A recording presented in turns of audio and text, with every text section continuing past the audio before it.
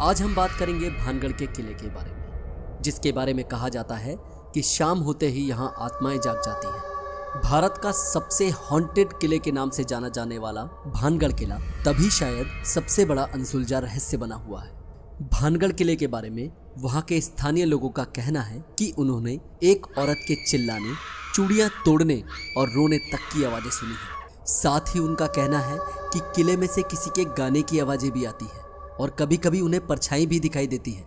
दोस्तों, कुछ लोगों को ऐसा भी लगता है कि कोई उनका पीछा कर रहा है और उन्हें पीछे से थप्पड़ मार रहा है। और वहाँ के स्थानीय लोगों को वहाँ से एक अजीब तरह की गंध भी आती है। इसलिए इन्हीं कारणों की वजह से सूर्यास्त के बाद 6 बजे दरवाजे बंद हो जाते हैं और किले में एंट्री बिल्कुल बैन हो जाती है। इन्हीं रहस्यमयी घटनाओं की वजह से यह किला लोगों का ध्यान अपनी ओर खींचता है। यहाँ की भूतिया कहानियों की वजह से काफ़ी टूरिस्ट भी यहाँ पर आते हैं। तो दोस्तों, चलिए जानते हैं भानगढ़ से जुड़े कुछ रहस्य। आगे बढ़ने से पहले प्लीज़ मेरे चैनल को सब्सक्राइब कर दीजिएगा। तो चलिए शुरू करते हैं। भानगढ़ किले का इतिहास सदियों पुराना है। राजस्थान में 17वीं शताब्दी में बना हुआ यह किला प्राचीन किला का एक नमूना है। भानगढ़ किले को लेकर कहा जाता है कि आमेर के राजा भगवत दास ने इसे अपने छोटे बेटे माधो सिंह प्रथम के लिए 1573 में बनवाया था। दोस्तों, ज्यादातर लोगों का मानना है कि भानगढ़ किला भूतिया है और इसके अनेकों किस्से हैं। उन किस्सों की वजह से लाखों लोग यहाँ घूमने की इच्छा रखते हैं। सूर्यास्त के बाद किले में प्रवेश करना बिल्कुल मना है, क्योंकि इसे पैरानॉर्मल एक्टिविटी का केंद्र माना जाता है। यही वजह है कि आर्कियोलॉजिकल सर्वे ऑफ इंडिया ने रात को यहाँ जाना बैन किया है। भानगढ़ किला कैसे बर्बाद हुआ, इसके पीछे कई कहानियां हैं, जिस पर लोगों की अलग अलग मान्यताएं हैं। इन कहानियों में 2 कहानियां बहुत ज्यादा प्रसिद्ध हैं। आज हम आपको उन दोनों कहानियों को सुनाएंगे। पहली कहानी राजकुमारी रत्नावती की खूबसूरती के कारण भानगढ़ के तबाह होने की कहानी है। भानगढ़ के किले में एक राजकुमारी रहती थी, जिनका नाम रत्नावती था। रत्नावती इस राज्य में सबसे खूबसूरत महिला के रूप में जानी जाती थी। इनकी खूबसूरती की चर्चा आसपास के राज्यों में भी होती थी। इनकी खूबसूरती के कारण हर कोई इनको देखना चाहता था। जब इनकी उम्र 18 वर्ष की हुई, तभी से उनके लिए अलग अलग राज्यों से राजकुमारों के रिश्ते आने लगे थे। एक बार राजकुमारी अपनी सहेलियों के साथ भानगढ़ बाजार घूमने गई थी। पूरा बाजार घूमने के बाद एक इत्र की दुकान पर पहुंची और इत्र की एक बोतल उठाकर उसकी खुशबू लेने लगी। इत्र को पसंद करने के बाद उसको महल में भेजने को कहा।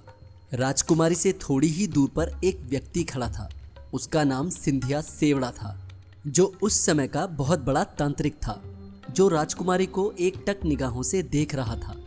उसे पहली नज़र में राजकुमारी रत्नावती से प्यार हो गया था। वहां से जाते वक्त राजकुमारी ने उसकी तरफ ध्यान भी नहीं दिया था, इसलिए तांत्रिक बहुत ही गुस्सा हो गया था। राजकुमारी रत्नावती का प्यार पाने के लिए उस तांत्रिक ने एक योजना बनाई। उसने इत्र की दुकान पर जाकर इत्र की बोतल पर काला जादू कर दिया, जिसको राजकुमारी रत्नावती ने खरीदा था।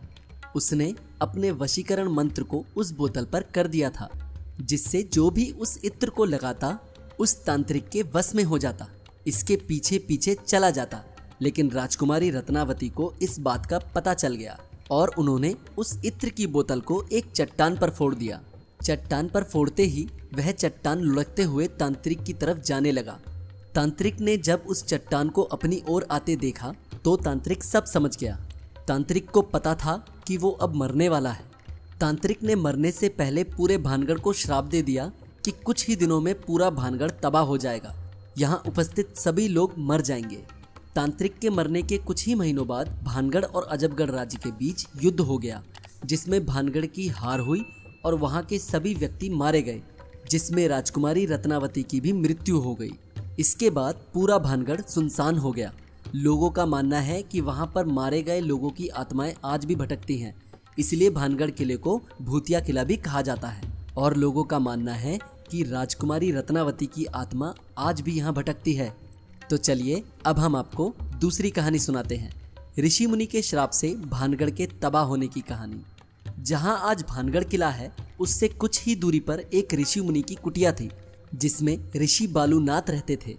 भानगढ़ किला बनवाने से पहले राजा भगवंत दास ने अपने किले के निर्माण की योजना को ऋषि मुनि को बताया। तब ऋषि बालूनाथ ने राजा भगवंत दास को कहा, आप यहाँ पर किले का निर्माण करवा सकते हैं, लेकिन आपको उस किले की ऊंचाई को इतना रखना होगा कि उस किले की परछाई मेरी कुटिया पर ना पड़े, नहीं तो पूरा किला तहस नहस हो जाएगा। लेकिन राजा भगवंत दास ने ऋषि की इस बात पर इतना ध्यान नहीं दिया। उन्होंने अपने किले को 7 मंजिल ऊंचा बनवाया, जिसकी परछाई ऋषि बालूनाथ की कुटिया तक जाती थी। इसीलिए कुछ समय के बाद किला तबाह हो गया और वहां के सभी लोग मारे गए। भानगढ़ किले की किसी भी कहानी का कोई प्रमाण नहीं मिलता। वैज्ञानिक भानगढ़ की कहानियों को खारिज करते हैं, लेकिन गांव के लोग अभी भी इस किले को भूतिया मानते हैं। इसी वजह से शायद भानगढ़ किला हमेशा सुर्खियों में बना रहता है। तो दोस्तों, भानगढ़ किले के बारे में जानकर आपको कैसा लगा, प्लीज कमेंट्स में बताइएगा। अगर आपको वीडियो अच्छी लगी तो प्लीज मेरे चैनल को सब्सक्राइब कर दीजिएगा। धन्यवाद दोस्तों।